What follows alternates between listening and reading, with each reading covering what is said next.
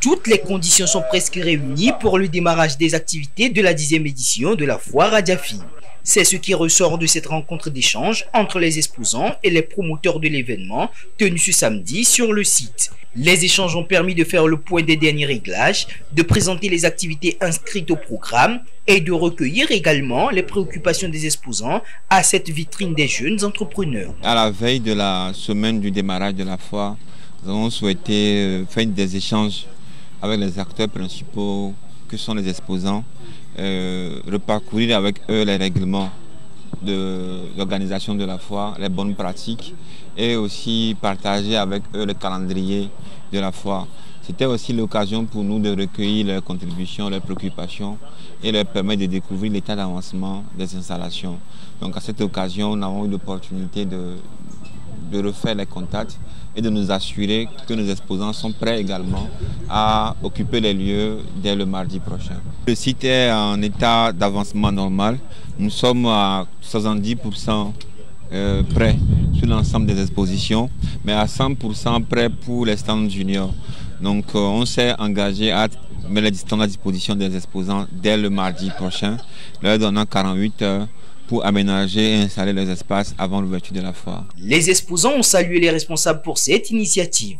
Ils attendent impatiemment l'ouverture de cette 10e foire Adjafi pour nouer des contacts et faire la promotion de leurs produits. Non, ce que j'ai retenu, c'est vraiment par rapport aux règles que nous devons respecter en tant qu'exposants, surtout nous qui ne sommes pas, nous sommes venus exposer.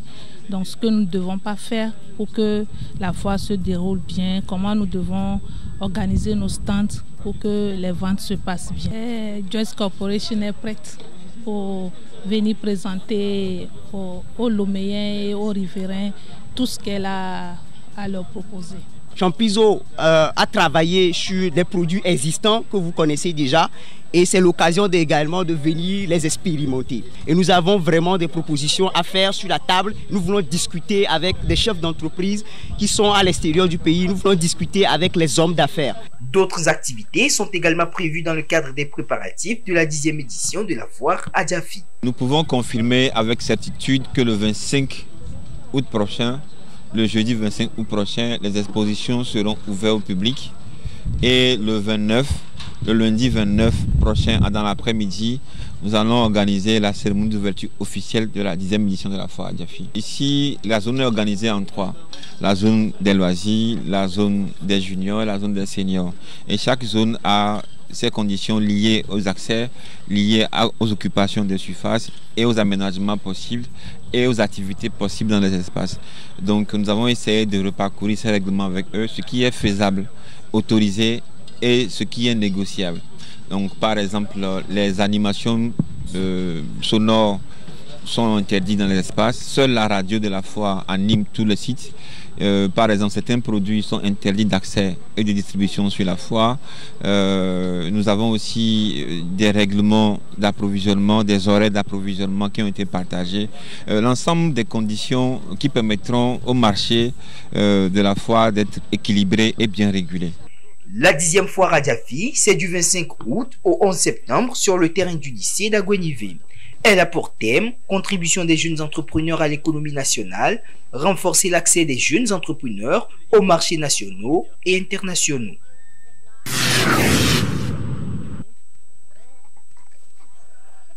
Une semaine après l'augmentation des prix du gaz butane par les sociétés distributrices au Togo, le gouvernement a réagi. Il a revu légèrement les tarifs à la baisse et les nouveaux prix ont été rendus publics jeudi 18 août à travers un communiqué signé par le ministre en charge du commerce. Résultat des consultations menées par le gouvernement auprès des importateurs du gaz butane. Selon le communiqué portant les nouveaux tarifs, la bouteille de gaz de 6 kg est désormais à 4 740 francs au lieu de 5 400 francs avec une subvention de 612 francs du gouvernement togolais. Le prix de la bonbonne de 12 kg revient à 9 875 francs contre 11 300 d'il y a une semaine. Elle bénéficie d'une subvention de 1 275 francs. Selon le gouvernement, il importe de poursuivre des efforts visant à protéger le pouvoir d'achat des populations, étant donné qu'elles font face depuis plusieurs mois déjà à la vie chère. D'après le communiqué gouvernemental, la surveillance sera renforcée dans les points de vente du gaz afin d'éviter la spéculation par les commerçants.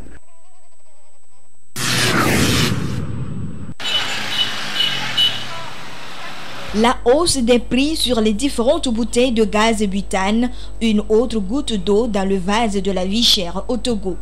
Depuis le 13 juillet dernier, les consommateurs de ce produit sont servis sur les nouveaux tarifs. Une augmentation de près de 50% sur les anciens tarifs qui a surpris plus d'un. Ce qui revient trop cher pour les consommateurs moyens qui subissent déjà la cherté des autres produits, surtout de première nécessité. La seule solution pour la plupart reste l'utilisation du charbon de bois ou du bois.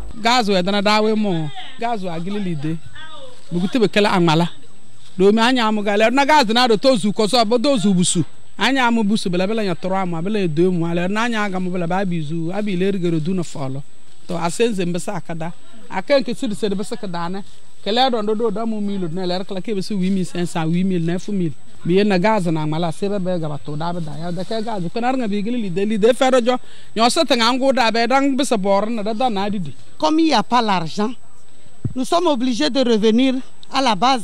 Il y a le charbon, il y a le bois. Au moins avec ça, les enfants vont manger. Même si eux, ils augmentent, ça ne serait pas plus cher que le gaz. Non, à Kamanden l'a utilisé na race. Parce que gaz, parce que si l'idée aux autres, parce que à Kayoro, tu n'es rien de race. Voilà qui met aussi en cause les efforts fournis dans la politique de promotion de l'utilisation du gaz en vue de la protection de l'environnement et de la lutte contre la déforestation. Une grande inquiétude pour les défenseurs de l'environnement et promoteurs du reboisement. Ça risque vraiment d'aggraver la situation au niveau du reboisement que nous sommes en train de faire. L'utilisation du charbon, et vous savez ce que c'est par rapport à l'adaptation et à l'atténuation sur les changements climatiques. Il y aura beaucoup d'émotions à ce niveau parce que les femmes vont préférer couper les arbres que nous avons plantés et faire le charbon. Et je vous assure que nous risquons de revenir en arrière par rapport à tous les efforts qui ont été faits. L'utilisation de la biomasse, du charbon de bois ou du bois va entraîner une déforestation bien plus grande encore. Et avec cette déforestation, nous nous plaignons depuis un certain temps des changements climatiques, des aléas par rapport au changement climatique, la chaleur qui a augmenté, mais en même temps, l'air qui n'est plus tout à fait vivable comme avant, et tout ce que ça entraîne comme conséquence sur nos agricultures, notre façon de vivre et en même temps nos habitudes qui petit à petit sont en train de changer. Certaines solutions sont tout de même envisageables pour faire face à cette situation et éviter le pire.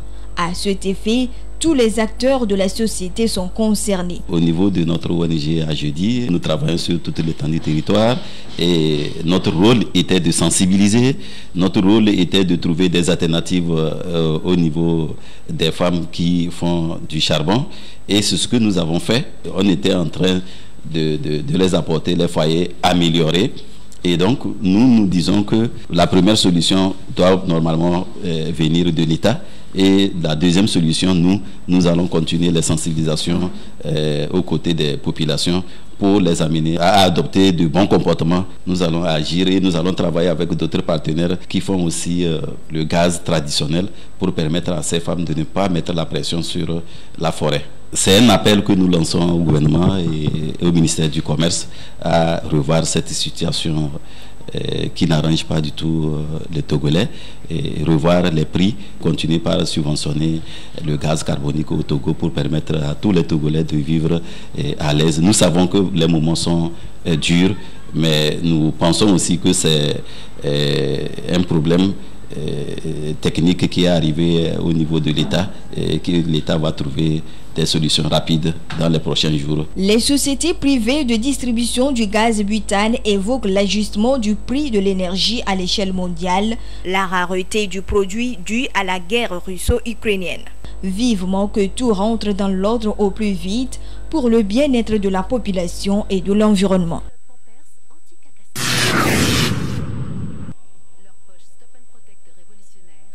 De nombreux jeunes diplômés sont en chômage malgré leur niveau de formation. La plupart de ces jeunes sont à la quête permanente de l'emploi et leurs profils ne répondent souvent pas aux besoins du marché. L'on peut parler ici de l'inadéquation formation-emploi. Et pourtant, il existe des filières ou des métiers porteurs d'emploi qui sont ici énumérés. Les jeunes disent qu'il n'y a pas de travail. En informatique, il y a le travail. D'après le Forum économique mondial, sur les 5 prochaines années, les 10 premiers emplois les plus demandés au monde sont tous en informatique. Si je dois me résumer, premièrement, les 2 filières où il y a le plus de demandes par les entreprises, mais que les jeunes ignorent totalement, ça veut dire qu'il y a très peu de jeunes qui connaissent ces filières, qui s'orientent là-dedans. Premièrement, c'est web design, infographie, multimédia. Ça veut dire que ça sort des professionnels en marketing, communication, mais qui sont des développeurs d'applications, qui peuvent faire montage, animation, vidéo, qui peuvent faire l'infographie et le digital marketing. Ça, c'est 1, 2. Ceux qui ont une double compétence en comptabilité, gestion et développement d'applications. Ok. Les 2 là, c'est les 2 domaines où il y a le plus de demandes actuellement, mais très peu de jeunes s'orientent là-bas parce qu'ils ne connaissent pas ces filières-là, d'accord. Bon, donc, cybersécurité, génie logiciel, tout le monde a compris qu'en fait, dans ces filières-là, il y a un manque, enfin, une demande énorme. Par exemple, en cybersécurité, d'ici 2023, il va manquer 3,5 millions de spécialistes en cybersécurité dans le monde. Mais encore, je demande aux jeunes de passer l'examen international. C'est qu'en cybersécurité, puisqu'on veut vraiment des experts, on ne veut pas des débutants. Les entreprises ont des besoins pour se protéger, mais veulent des gens qui ont déjà une expertise confirmée. Donc, en général, en plus de la licence, il faut passer l'examen international pour vraiment commencer à attirer les entreprises. Le gouvernement togolais a fait de la question de l'emploi des jeunes une de ses priorités inscrites dans la feuille de route gouvernementale 2020-2025. Mais le véritable problème des apprenants, c'est le manque d'information et la mauvaise orientation dans le choix des filières. Les gens ne sont pas informés. Il y a des domaines où vraiment il y a un manque de main-d'œuvre qualifiée. Donc, il ne faut pas que les gens disent qu'il n'y a pas de travail. Il faut s'informer pour leur expliquer en détail, en groupe, les différences entre les filières et en fonction de l'endroit de la planète où le jeune voudrait terminer sa vie, on va lui expliquer les filières qui sont les plus recommandées. On a des équipes d'orientation pour aider à choisir. Une formation professionnelle est une formation qui permet d'être compétent et d'avoir une main-d'œuvre qualifiée pour répondre ainsi aux besoins du marché. Les jeunes sont invités à s'orienter vers celle-ci afin de pallier aux problèmes de chômage et du sous-emploi dans ce contexte de concurrence où les emplois sont limités. Entreprendre également est un atout pour les demandeurs d'emploi.